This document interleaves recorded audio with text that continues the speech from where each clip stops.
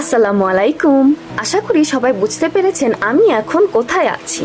আমি আছি বর্তমানে বাংলাদেশের অন্যতম সুন্দর পর্যটন কেন্দ্র কক্সবাজারে।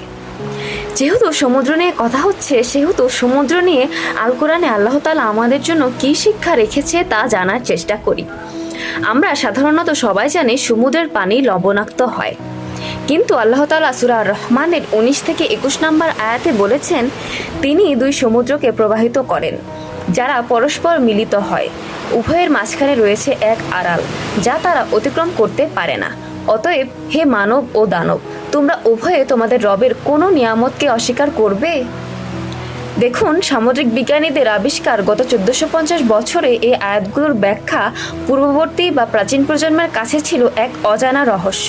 কিন্তু বর্তমানে মেরিন সায়েন্স বা ওশানোলজিস্ট সামুদ্রিক বিজ্ঞানীদের সাম্প্রতিক গবেষণা ও আবিষ্কারের ভিত্তিতে আমরা এখন এই আয়াতগুলির ব্যাখ্যা দিতে পারি, যাকে বলা যায় পানির মতো পরিষ্কার কুরআনিক তথ্য।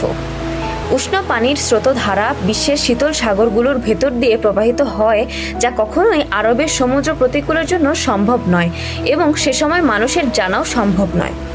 ইউরোপ ও উত্তর আমেরিকার সাগরসমূহে এ ধরনের লবণাক্ত ও মিঠা পানির অন্তরালে স্রোতের প্রভাব পরিলক্ষিত হয়।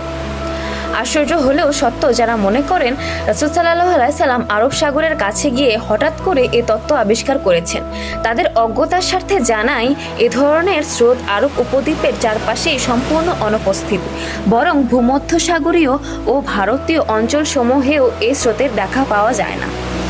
অনেকে যারা মনে করেন রাসূল সাল্লাল্লাহু আলাইহি সাল্লাম আল কোরআনের আয়াত নিজে লিখেছে, তাদের কাছেও এই যুক্তি দিয়ে প্রমাণ করা যায় যে এটি স্বয়ং আল্লাহ তাআলা প্রদত্ত একটি কিতাব। সর্বপ্রথম এই প্রকারের স্রোতধারা আবিষ্কৃত হয় 1942 সালে। সুবহানাল্লাহ। আসলে এখান থেকে মানবজাতির জন্য দুটি শিক্ষা রয়েছে। প্রথমটি হলো, আল্লাহ তাআলা চাইলেই শুধু লবণাক্ত পানি সৃষ্টি করতে পারত, কিন্তু আল্লাহ তার সৃষ্টিকে আরও রহস্যময় করার জন্য এই মহাসাগরের মিঠা পানি ও লবণাক্ত পানি যে কখনোই পরস্পর মিলিত হয় না, তা স্রষ্টার একটি নিদর্শন। ভাবুন, পৃথিবীতেই যদি এমন ভেরিয়েন্ট ক্রিয়েশন সৃষ্টি করতে পারে, তাহলে জান্নাতে কত ধরনের ভেরিয়েশন রেখেছে তা কেবল কল্পনাকেও হার মানাবে।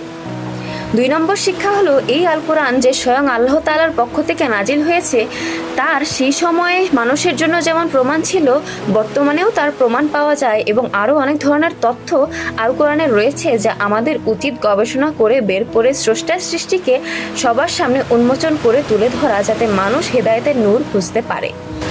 সুতরাং আমাদের উচিত পড়াশোনার পাশাপাশি আল কোরআনের প্রত্যেক দিন অ্যাটলিস্ট 5টা করে আয়াত যদি গবেষণা করা যেত, তাহলে আমাদের জ্ঞানের উন্নতি তো হতোই, তার পাশাপাশি আমরা শ্রেষ্ঠ শিক্ষিত মানবজাতি হিসেবে নিজেদের পরিচয় দিতে পারতাম ইনশাআল্লাহ।